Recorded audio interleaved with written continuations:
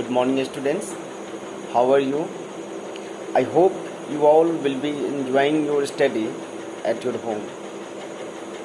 This video is for Standard 5 and the name of the lesson is Crying. The name of the lesson is Crying. You know, in this poem, the poet advocates crying to release your emotions and make you feel light.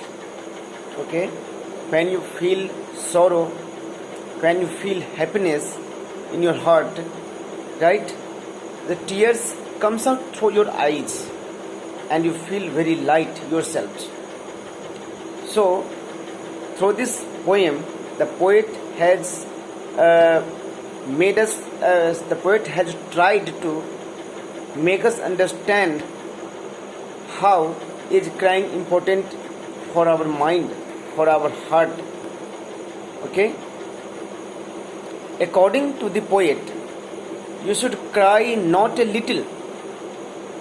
In this poem, the poet has said that we should not cry a little but a lot. We should not cry a little but a lot, because crying makes our heart and mind light. Because crying makes our heart and mind light and we feel somewhat relaxed. Okay, जब हम रो लेते हैं तो हमारा दिल, हमारा mind हल्का हो जाता है. हम जब किसी इमोशन से भरे हुए होते हैं, हम जब किसी दुख से भरे होते हैं, तो जब हमारे आँखों से आंसू निकल पड़ते हैं, वे आंसू निकलते ही हमारी आत्मा, हमारा शरीर, हमारा मस्तिष्क हल्का हो जाता है. हम फिर से एनर्जेटिक हो जाते हैं. Right? So imagine you have some bitter, humiliating experiences and you have suppressed your feelings. Okay, but when you cry, you feel completely relaxed. Okay, this is the meaning of crying in this poem. Okay, बच्चों, present lesson हमें यह बताने की कोशिश की है कि जब हमें कभी दुख महसूस होता है तभी हम रोते हैं. जब हम बहुत खुश होते हैं फिर भी हम रोते हैं. दुखी होने पर भी और सुखी होने पर, दोनों अवस्थाओं में जो हमारे आंखों से आंसू जो गिरते हैं, ये आंसू गिरने का मतलब होता है कि हमारे उस शरीर को, हमारे उस मस्तिष्क को हल्का कर देना. और जब हम हल्के महसूस करते हैं तो हम फिर से एनर्जेटिक हो जाते हैं. अर्थात यह आंसू का गिरने का अर्थ होता है यहाँ पर कवि के अनुसार कि जब हम आगे रास्ते में बढ़ते हैं अपनी सफलता की ओर, तो दुख रूपी आंसू कभी आती है. और जब ये दुख रूपी आंसू आते हैं तो हमारा धैर्य रूपी जो सबसे बड़ा सोच है, जो वीपन्स है, जो हमारा हथियार है, उस हथियार के सहारे हम इसको छांटते हुए और आगे बढ़ते चले जाते हैं. जब खुश होते हैं उस अवस्था में भी हमें आंसू निकलते हैं, जिसको इजहार करते हैं उस आंसू के द्वारा. कभी कहते हैं कि जब कभी रोएं तो भरपूर रोएं. भरपूर रोने से, काफ़ी अधिक रोने से हमारे दिल पर जो बोझ बनी हुई होती है वह बोझ निकल जाता है. हम पूरी तरह से रिलैक्स्ड फील करते हैं, हम पूरी तरह से आराम महसूस करते हैं.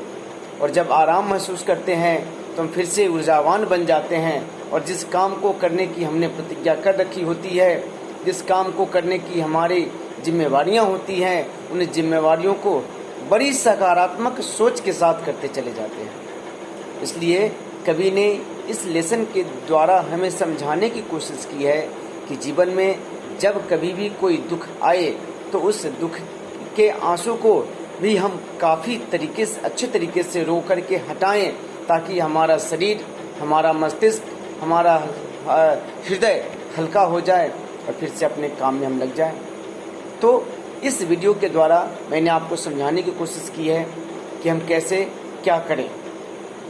इस वीडियो में तो मैंने ये समझाया ही है, साथ में इसके नोट्स जो मैंने आपको बना करके दिए हैं उनमें मुझे जहाँ हार्ड वर्ड्स लगा है कि यहाँ यह इसका मीनिंग समझना बच्चों को ज़रूरी है, उसके मीनिंग भी मैंने लिख करके भेजी है, जिन्हें आप घर पर बैठ करके अच्छी तरह से याद करें। याद करके उन सारे वर्ड्स को सेंटेंस में बनाने की कोशिश करें। सेंटेंस में बना करके फिर उसको अपने दिन भर के किसी भी समय में जब आप बोलचाल करते हो तो उस समय की किसी भी रूप में आप इसको यूज करने की कोशिश करें। जब आप यूज करते रहोगे तो आप जो वर्ड को याद करते हो, समझते हो, उसको फिर भूलोगे नहीं। तो ये कुछ प्रोसेसेस हैं जिनको हमें समझना होगा, और समझ करके यदि हम करें तो हम अच्छी तरह से अपने लेसन की तैयारी कर सकते हैं। वैसे जहाँ भी संभावना, जहाँ भी आपको यह लगे कि मैं यहाँ इस चीज़ को नहीं समझ रहा हूँ, तो मेरा नंबर आपके पास होता है। आप बिल्कुल 7 से 11 बजे के बीच में निर्भीकता से मुझे फ़ोन करें, मुझसे बातें करें, मुझसे समझने के लिए आप कहें कि सर मैं यह चीज़ नहीं समझ रहा हूँ। आप एक योजना के तहत बना करके रखें कि कल सर से मुझे यह चीज़ पूछना है, और इस तरह से यदि हम करते चले तो मुझे आशा है कि हमारी लेसन की तैयारी काफ़ी अच्छी तरह से होगी, और हमें यह खलन नहीं होगा कि हम क्लास में नहीं पढ़ रहे हैं, हम घर पर बैठ कर पढ़ रहे हैं। Till then, good bye, have a nice day.